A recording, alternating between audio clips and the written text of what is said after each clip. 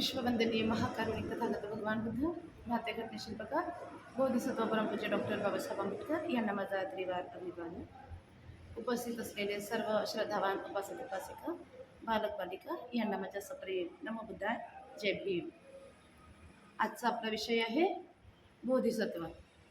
बोधिसत्व कुणाला म्हटलेलं आहे आणि का म्हटलेलं आहे? तर बोधिसत्व बघा, दोन शब्द मिळून एक शब्द बनले. बोधी म्हणजे ज्ञान आणि सत्व म्हणजे जीव. मग तो जगाच्या पाठीवरचा कुठलाही जीव असेल ज्याच्यामध्ये बुद्धी आहे, समज आहे, त्याला बोधिसत्व म्हटलेलं आहे. मग ह्या बोधिसत्वाला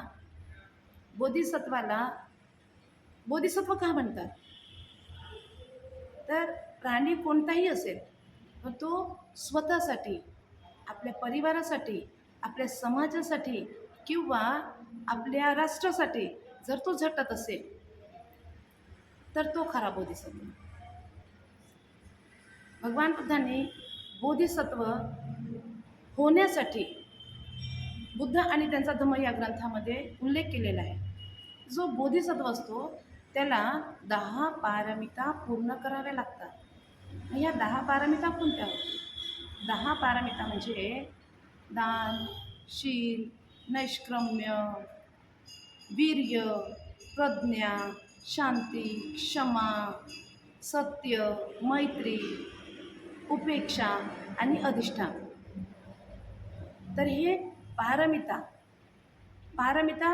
म्हणजे काय? तर नदीच्या या तीरावरून नदीच्या दुसऱ्या तीरावर आपल्याला पार करून जायचं आहे. तर आपल्याला नदीच्या या तीरावरून नदीच्या दुसऱ्या तीरावर पार करण्यासाठी जे सहाय्यक होत असते ते हे पारमिता आहे. तर सहाय्यक रूपी हे नाव आहे. तेव्हाच आपण हे भवसागर पार करून जाऊ शकतो. पार म्हणजे पार करायचं आहे. मला पार करायचं आहे. तर मला जर पार करायचं असेल तर माझ्यामध्ये हे 10 गुण असणे आवश्यक आहे. तर परमपूज्य डॉक्टर बाबासाहेब आंबेडकरांनी जेव्हा बुद्ध आणि त्यांचा धम्म ग्रंथ लिहिला, या ग्रंथामध्ये असं नमूद आहे की हे 10 पारमिता बोधिसत्वाला पूर्ण करण्यासाठी 10 जन्म घ्यावे लागतात आणि एका जन्मात एक पारमिता ही पूर्ण करावी लागते. परंतु तथागत भगवान बुद्धांनी आपल्याला 10ही पारमिता पूर्ण करण्याची अशी मुभा दिलेली आहे. सांगितलेलं आहे आपल्याला की ह्या 10 पारमिता आहेत. तुम्हाला जर भवसागर पार करायचं आहे, तुम्हाला जर निब्बाणाचा साक्षात्कार करायचं, ह्या 10 पारमिता तुम्हाला पूर्ण कराव्या लागतील. दान पारमिता आहे, शील पारमिता, नैष्क्रम्य पारमिता आहे, वीर्य पारमिता आहे, शांती, क्षमा, सत्य, अधिष्ठान, उपेक्षा, ह्या पारमिता आहेत. आणि त्यामध्ये मुख्य म्हणजे प्रज्ञा पारमिता सुद्धा आहे. प्रज्ञा ही देखील पारमिता आहे. प्रज्ञा म्हणजे ज्ञान, समज, आपल्यामध्ये चांगलं आणि वाईट समजण्याची वृत्ती, त्याला प्रज्ञा म्हटलेलं आहे. तर हे जे पारमिता भगवान बुद्धांनी सांगितलं, हे आपल्याला निब्बाणापर्यंत नेण्याचा मार्ग आहे. पारमिता म्हणजे चांगले गुण जे आपल्यामध्ये असले पाहिजेत. तर तथागत भगवान बुद्धांना या 10 पारमिता पूर्ण करण्यासाठी 10 जन्म प्रत्येक पारमिता ही पूर्ण करावी लागली. याच्यापेक्षा जेव्हा आपण बुद्धांचा जो त्रिपिटक आहे, त्रिपिटक ग्रंथामध्ये जेव्हा आपण पाहतो तर अनेक आपल्याला बोधिसत्वांच्या अशा उदाहरण प्राप्त होत असतात. आपण म्हणतो बोधिसत्व हे फक्त मनुष्यातच उत्पन्न होत असतात. परंतु जेव्हा आपण धम्मपद वाचन करतो, जेव्हा आपण जातक कथा वाचन करतो, तेव्हा आपल्याला असं समजून येते की अरे, धम्मपदामध्ये जातक कथेमध्ये भगवान बुद्ध म्हणतात की तो जो प्राणी होता ना, त्यांनी जे कुशल कर्म केले, त्यांनी जे आपल्या बुद्धीचा वापर केलेला, त्यांनी आपलं वीर्य प्रदर्शन केलेलं आहे, तो जो प्राणी होता ना, तो प्राणी मी होतो, तो बोधिसत्व मी होतो. आणि याचं उदाहरण तथागत भगवान बुद्ध सांगतात. एकदा भदंत सारिपुत्त आणि भदंत देवदत्त या दोघांच्याही वर्षवास एका विहारामध्ये राहते. एकाच विहारामध्ये दोघंही भिक्षू हे वर्षवासाला असतात. तर तिथे वर्षवास त्यांच्या खूप चांगला झाल्यानंतर जेव्हा पवारणा महोत्सव असते, पवारणा शेवटचा दिवस असतो, अश्विन पौर्णिमेला वर्षवास समाप्ती राहते, त्यावेळेस जे गृहस्थ असतात तर समापनकरिता आणि भिक्षूंचा आदर, त्यांनी आम्हाला खूप छान धम्मदेशना दिलेली आहे, धम्म सांगितलेला आहे आणि त्याचं कृतज्ञता व्यक्त करण्यासाठी हा पवारणा उत्सव साजरा केला जातो. तर सर्व गृहस्थ वर्गणी गोळा करतात. वर्गणी गोळा करताना एक वस्त्राचा जो व्यापारी असतो त्याच्याजवळ जातात आणि त्याला वर्गणी मागतात. तेव्हा तो पैशाच्या रूपामध्ये वर्गणी न देताना एक कासाय वस्त्र, त्याचा तो गठ्ठा असतो, थान ज्याला आपण म्हणतो, ते तो त्या वर्गणी मागणाऱ्यांना देत असतो आणि त्यांना सांगतो की जर तुम्हाला कार्यक्रमामध्ये जर पैशाची कमी भासली तर हा कापड विकून तुम्ही आपली गरज भागवावं म्हणून. तर ते लोक तो कापड घेऊन जातात, परंतु त्या कार्यक्रमामध्ये कुठल्याच प्रकारची कमी भासत नाही आणि मग तो शेवटी तो कपडा उरतो. तो कपडा उरल्याच्या नंतर मग लोकांना विचार पडते की आता आपण ह्या कपड्याचं करावं काय. तर आपल्याकडे 2 भिक्षू ज्यांनी वर्षवास केलेला आहे, तर आपल्याला हा कपडा त्यांना दिला पाहिजे. मग कुणाला द्यायचं? तर त्या नगरीमध्ये सारीपुत्त, भदंत सारीपुत्त यांचे खूप कमी उपासक असतात आणि भदंत देवदत्त यांचे उपासक भरपूर प्रमाणात असतात. तर तिथे वोटिंग करतात ना, कोणाला ज्याला जास्त मतं पडले तर त्याला आपण ते द्यायचं. तशा प्रकारे ते मत टाकल्या जाते आणि जास्तीत जास्त मत हे देवदत्ताच्या पडद्यामध्ये पडतात. तर देवदत्तालाच आपण हे चिवराचं जो वस्त्र आहे तर ते आपण द्यावं असं सर्व लोक सूचित करतात आणि तो जो वस्त्र आहे तो देवदत्ताला देण्यात येते. सारीपुत्रेला देण्यात येत नाही, सारीपुत्र भदंत यांना देण्यात येत नाही. तर देवदत्त त्या वस्त्राचं चिवर शिवून त्याला तो परिधान करतो आणि गावभर फिरतो. गावभर फिरल्याच्या नंतर सगळे लोक आश्चर्य करतात. सारीपुत्त भदंत एवढे छान आपल्याला धम्मदेशना दिली, एवढं छान त्यांनी आपल्याला सांगितलं आणि दानाचं महत्त्व सांगितलं. तर खऱ्या अर्थाने तर ह्या कापडाचे जे खरे अधिकारी म्हटलं तर सारीपुत्त भदंतच होते. तर काही लोकांना अफसोस होते, परंतु आता तो वस्त्र देवदत्त भदंत यांना मिळाल्यानंतर कोणी काहीच म्हणू शकत नव्हते. ही गोष्ट तथागत भगवान बुद्धांच्या कानावर पडली. भिक्षू लोक जातात आणि भगवान बुद्धांना वंदन करतात. भगवान बुद्धांना सांगतात की भगवंता, तथागत सारीपुत्त भिक्षू आणि देवदत्त भिक्षू हे दोघंही एकाच विहारामध्ये त्यांनी वर्षवास केला, परंतु जो चिवराचा कपडा होता, सुंदर कपडा, तो आपल्या सारीपुत्त भदंत यांना न मिळताना देवदत्त यांना प्राप्त झाला. तर भगवान बुद्ध म्हणतात की हे असंच असते. जो कासाय वस्त्राचा अधिकारी आहे तर ते कासाय वस्त्र त्याच्यावर शोभिवंत असते की जो शीलाचं परिपूर्ण पालन करत असते. हे असंच असते, भगवान बुद्ध म्हणतात. तर भगवान बुद्ध आपली एक कथा, एक गोष्ट भिक्षूंना सांगतात की यापूर्वीही देवदत्तांनी असंच प्रकार केला होता. तर काय प्रकार केला होता? भिक्षू प्रश्न करतात. भगवान बुद्ध सांगतात की एका जंगलामध्ये खूप हत्तींचा झुंड राहत होता आणि ते परस्पर मैत्री भावनेने राहत होते सर्व हत्ती.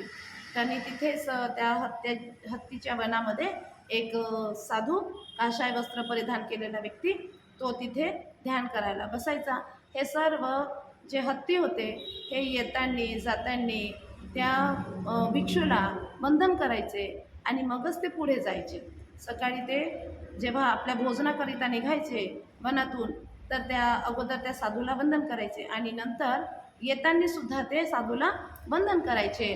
तर तिथे येताना जाताना एका गजघातकांनी बघितलं की हे सर्व हत्ती या साधूला वंदन करत आहेत. तर त्याच्या मनामध्ये उत्पन्न होते, तो गजघातक राहते, त्याच्या मनात उत्पन्न होते, हे तर खूप चांगलं आपल्याला एक सोल्युशन मिळालेलं आहे हत्ती प्राप्त करण्याचा. तर तो त्या कासाई वस्त्रधारीच्या पाहात्यावर राहते, गजघातक, आणि तो जेव्हा नदीवर आंघोळ करायला जाते तेव्हा तो आपले वस्त्र नदीच्या काठावर उतरवून ठेवते आणि तो नदीमध्ये आंघोळीला उतरते. तर त्याला नदीमध्ये आंघोळीला उतरताना पाहून हा गजघातक त्यांचे वस्त्र घेऊन पळते. त्याचे वस्त्र घेऊन पळाल्याच्या नंतर नदीमध्ये उतरलेला जो भिक्षू आहे तो तर तसंच आपल्या गावाला परत जाते, कारण त्याच्या अंगावर वस्त्र राहत नाही, तो तसंच वस्त्राच्या साठी निघून जाते. आणि हा जो गजघातक आहे हा ते वस्त्र स्वतः परिधान करते. स्वतः परिधान केल्याच्या नंतर जेव्हा तो त्या भिक्षूच्या ठिकाणी जाऊन बसते तर सर्व येणारे जाणारे जे भिक्षू असतात तर ते भिक्षू त्यांना पाहतात. पाहून देखील त्यांना ते वंदन करतात की पूर्वी जो भिक्षू होता त्याच्यासारखा हा देखील कासाय वस्त्र परिधान केलेला भिक्षू आहे, तर आपण याला वंदन केलं पाहिजे. तर सर्व जे हत्ती असतात तर ते सर्व त्याला वंदन करून जाऊ लागतात. आणि असं असताना हा जो घातक आहे काही दिवस त्यांना काहीच करत नाही. हत्तींना त्याच्यावर पूर्ण विश्वास येते की हा देखील चांगला व्यक्ती आहे, हा देखील चांगल्या प्रकारचा साधू आहे म्हणून. आणि जसे जसे दिवस जातात तसे तसे हत्ती रोज त्यांना वंदन करतात त्या साधूला आणि आपल्या भोजनासाठी जातात. परत येताना प्रत्येक हत्ती जो आहे ते समोर समोर जातात आणि सर्वात शेवटी जो हत्ती राहतो त्याच्यावर हा गजघातक वार करतो, त्याला मारतो, त्याचं चामडं काढतो, त्याचे दात काढतो, त्याला बाजारामध्ये नेऊन विकतो आणि त्याची जी पूर्ण बॉडी असते तर ती बॉडी तो जमिनीमध्ये गाडून टाकतो. तर रोज रोज रोज रोज एक एक हत्ती कमी होत जातात. तेव्हा त्यामध्ये जो मुख्य हत्ती असतो तो बोधिसत्व असतो. त्याला असं वाटते की आपला एवढा मोठा झुंड होता आणि एवढंशी कशी काय दिसत आहे, एवढ्या कमी प्रमाणात का दिसत आहेत. तर तो विचार करतो हे हत्ती गेले तर गेले कुठे, असं त्याला प्रश्न येते. आणि त्यानंतर मग तो हत्ती सर्व हत्तींना सूचना करतो की आज हे हत्ती जातात कुठे हे आपण बघायचं. आणि म्हणून तो आपल्याच सारखा दिसणारा हत्ती त्याला पुढे करतो आणि स्वतः मागे राहतो. जाताना तर तो गजघातक काहीच करत नाही, परंतु येताना हा बोधिसत्व हत्ती मागे राहतो आणि आपल्यासारखा दिसणाऱ्या हत्तीला पुढे करतो. सर्व हत्ती समोर चालले जातात आणि खूप दुरून हा हत्ती बोधिसत्व येत असतो. तेव्हा या गजघातकाला चान्स मिळून जाते, संधी मिळते की आता हा जो शेवटचा हत्ती येत आहे तर आपण याचा घात करावा. परंतु बोधिसत्व हा सतर्क असतो आणि सतर्क असल्यामुळे तो सर्वात शेवटी तो पाहत येतो की बाकीचे हत्ती जातात कुठे. तेव्हा जसंच तो जवळ येऊ लागतो हा गजघातक त्याच्यावर वार करतो. आणि सतर्क असल्यामुळे बोधिसत्व हत्ती हा स्वतःला वाचवतो आणि वाचवल्यानंतर मग त्या गजघातकाला आपल्या सुंडामध्ये पकडतो आणि त्याला म्हणतो माझे सगळे एवढे बंधू कुठे गेलेत. तर तो गजघातक त्याला माफी मागतो, मला सोडा, जे सर्व तुमचे जे बंधू होते त्यांना मी मारलेलं आहे.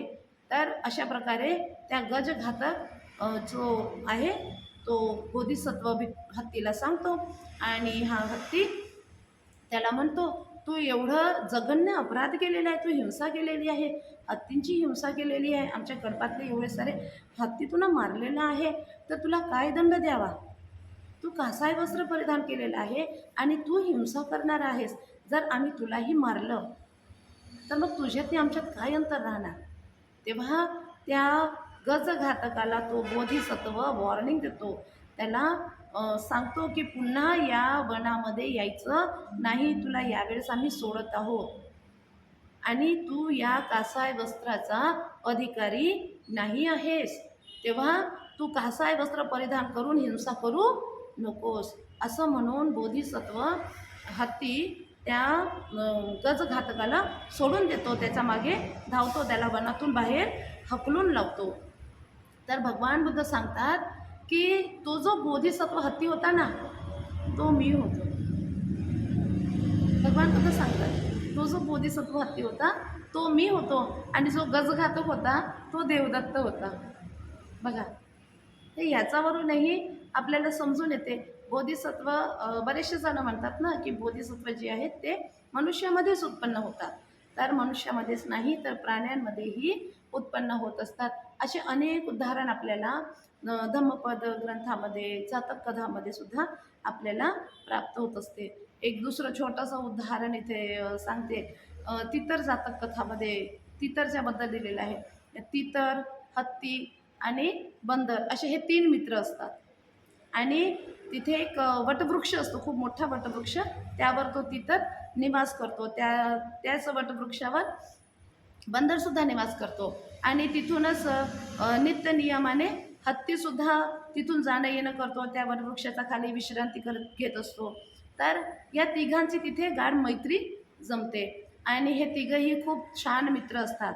मग यांच्यामध्ये एक दिवस अशी चर्चा चालते की आपल्या तिघांमध्ये छान मित्रता आहे, तर कुणावर कोणता प्रसंग ओढवला तर कुणीतरी त्याला सोडवता आलं पाहिजे. तर असा एखादा आपला मुखिया असला पाहिजे. तिघांमधून आपण मुखिया कोणाला बनवायचं, तर असं सुचवण्यात येते की जो सर्वात जास्त जुना असेल, सर्वात जास्त जुना असेल, वयाने जास्त मोठा असेल, तर त्याला आपण आपला मुखिया निवडायचा.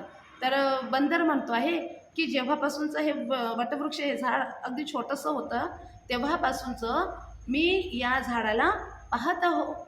तर मी हे झाड खूप लहान होतं तेव्हाचं मी बघत आहो. तर हत्ती म्हणतो आहे की हे जे झाड लहान असताना मी ह्या झाडावरून जायचो, ह्या झाडावरून जायचो, अर्थात हे झाड माझ्यापेक्षा लहान आहे.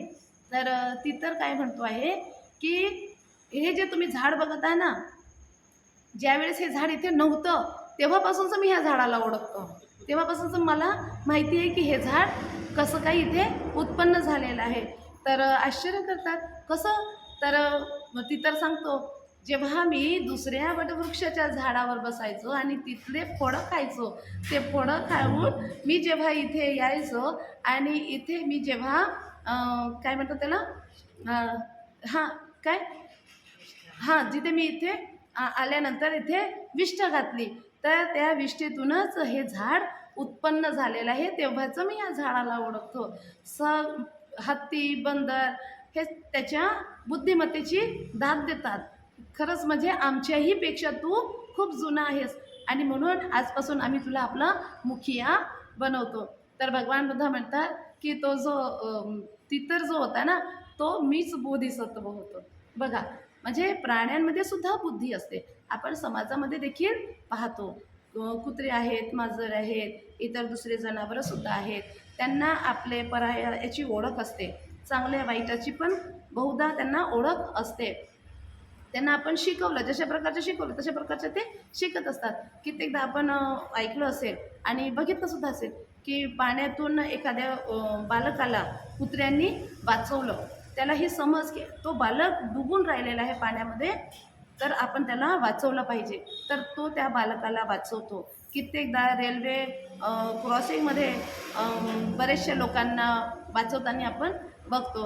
असेच बंदरसुद्धा आहेत. भगवान बुद्धांनी अनेक पशु पक्ष्यांच्या बद्दल सांगताना म्हटलेलं आहे की तो बोधिसत्व मी होतो. अर्थात की जगामध्ये जेवढेही प्राणी आहेत त्यांना थोडी नाही थोडी बुद्धी असते. ते देखील सत्व आहेत. सत्व म्हणजे जीव.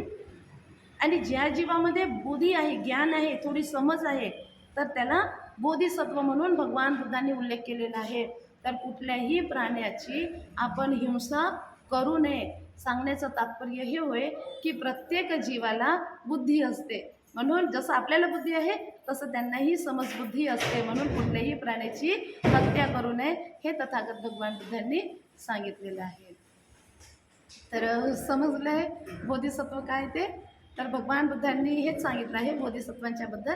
बोधिसत्वांना देखील शांती पारमिता पूर्ण करावी लागते, प्रज्ञा पारमिता पूर्ण करावी लागते, वीर्य पारमिता पूर्ण करावी लागते, नैष्क्रम्य पारमिता पूर्ण करावी लागते, दान पारमिता पूर्ण करावी लागते, शील पारमिता देखील पूर्ण करावी लागत असते. शांती, क्षमा, मैत्रीची पारमिता आहे. म्हणजे प्राण्यांमध्ये देखील मैत्री असते. बघा, आपण म्हणतो ना मांजर हे जे आहे ते उंदराला खात असते, परंतु बरेचदा आपण पाहतो की जेव्हा मांजर आणि उंदीर जर सोबत त्यांना पाळलं आहे ना, अपोजिट प्राण्यांना जेव्हा आपण सोबत पाहतो तेव्हा त्यांच्यामध्ये गाढ मित्रता होते आणि ते एकमेकांना खात नाहीत किंवा त्रासही देत नाही, त्यांच्यात एवढी गाढ मित्रता असते. तर ही मैत्री पारमिता आहे, मग उपेक्षा पारमिता आहे आणि समाधी पारमिता, ध्यान साधनेची पारमिता. ह्या 10 पारमिता जेव्हा व्यक्ती पूर्ण करते तेव्हा तो बोधिसत्व बुद्धत्वाला प्राप्त होते, त्याला म्हणतात सम्यक संबुद्ध. समजलं? तर अशा प्रकारे ही बोधिसत्वाची गोष्ट आहे. आशा करते समजलं असेल बोधिसत्व. ठीक आहे. या सत्यवचनाने तुम्हा सर्वांचे मंगल हो, कल्याण हो, तुमचे सर्व दुःख भय वैर रोग नष्ट हो, तुमची सर्व मनोकामना पौर्णिमाच्या चंद्रमाप्रमाणे पूर्ण हो. भवतु सब्ब मंगलम, भवतु सब्ब मंगलम, भवतु सब्ब मंगलम. सुखी सुखी मंगल.